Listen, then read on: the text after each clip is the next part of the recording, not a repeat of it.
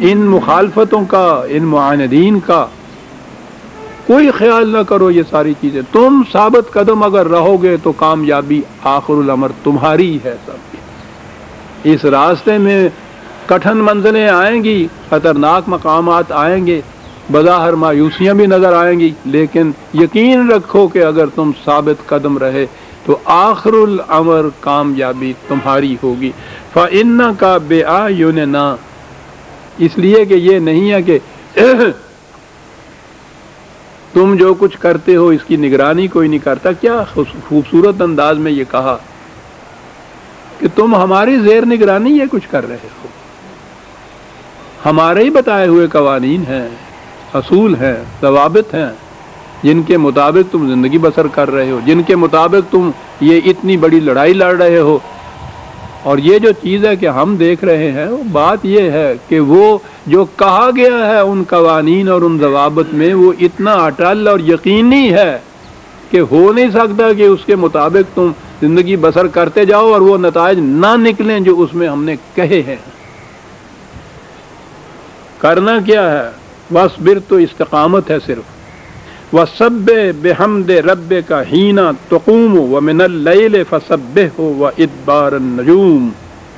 اب ہمارے ہاں تو جب میں نے عرض کیا ہے کہ مذہب میں دین بدلا تو یہاں بھی یہ سبح وغیرہ کا لفظ قرآن میں تسبیح کا لفظ آیا ہے، تو یا تو اس کے معنی تسبیح ہی آ گئے جو خود مسلمانوں کے اندر غیروں سے مانگی ہوئی ایک چیز ہے جو آئی ہوئی ہے. یعنی عربوں کے ہاں جاہلیت میں بھی تسبیح نہیں ہوتی تھی. یہ عیسائیوں کی چیز بدھوں کے ہاں بدھوں سے مستعار لی ہوئی چیز وہاں سے آئی ہوئی، اور وہ سبح کا ترجمہ تسبیح کرنا ان کی زبان میں یہ بات نہیں تھی. لینگویج میں عرض کرتا ہوں ایک تصور دین کا تو ایک طرف رہا، یہ تصور تو بدھوں کا تھا، گنتی کے روح سے جو چیزیں فائدہ وہ عادات کی روح سے جو چیزیں حاصل کرتے تھے. یہاں ہمارے ہاں تو گنتی کا کیا سوال ہے. بہرحال سبح بحمد ربک کا، اور پھر آگے بڑھے تو اس کا ترجمہ نماز پڑھنا بھی انہوں نے کر لیا، اور اس قسم کی آیات سے پھر نماز کے اوقات کا تعین بھی انہوں نے کیا. حین تقوم، جب تو اٹھے رات کے کسی حصے میں بھی، اور ستاروں کے غروب ہونے کے بعد بھی، یہ عام ترجمہ کیا جائے. سبح کا ترجمہ عربوں سے پوچھ لیتے، قرآن سے پوچھتے تو بات ہی اور ہو جاتی. اس کے تو معنی آپ کو معلوم ہے. پوری قوت سے، جس طرح سے کہ وہ گھوڑا پورے ٹاپ سے بھاگتا ہے، تیراک پورے ہاتھ پھیلا کے تیرتا ہے.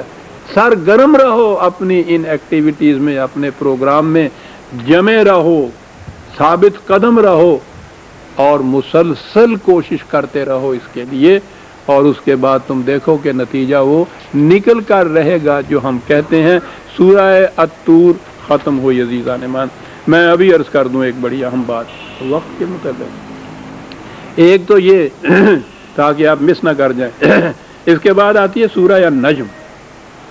وہ یوں تو قرآن کریم کی کون سی سورت، کون سی آیت ہے کہ جو اہم نہیں ہے، جو بلند مقام نہیں ہے، لیکن یہ خاص طور پہ اہمیت اس آیت کو ہے، اس سورت کو، اس لیے کہ یہ معراج جسے کہا جاتا ہے نبی اکرم صلی اللہ علیہ وسلم کا، اس کے لیے دو ہی مقام ہے جہاں سے دلیل لائی جاتی ہے. ایک تو سورہ بنی اسرائیل، سبحان الذی اسری بعبدہ لیلا من المسجد الحرام الی المسجد الاقصی.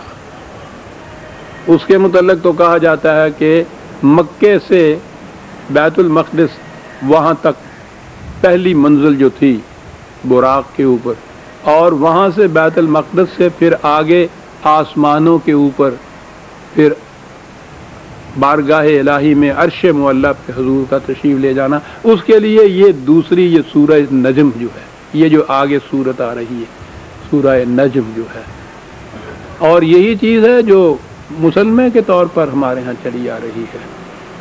تو میں نے اس لیے عرض کیا کہ میں پہلے یہ بتا دوں تاکہ اب مس نہ کر سکے. اگلے درس میں یہ چیز سامنے آئے گی ہمارے.